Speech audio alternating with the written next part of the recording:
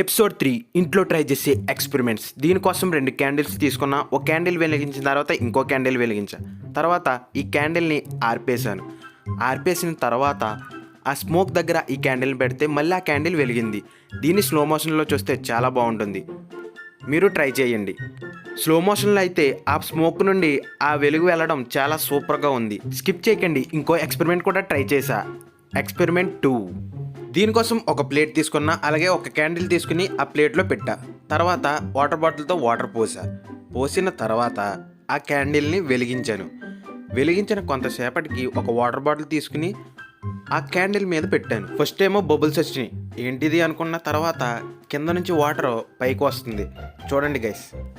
తర్వాత మెల్లమెల్లగా ఆ వాటర్ అనేది పైకి వచ్చి క్యాండిల్ అనేది ఆరిపోయింది. 2 ఎక్స్పెరిమెంట్స్ మీకు ఎలా అనిపించిందో కింద కామెంట్ చేయండి. అలాగే సబ్స్క్రైబ్ చేసి పక్కనే ఉన్న బెల్ ఐకాన్ ఆన్లో పెట్టుకోండి.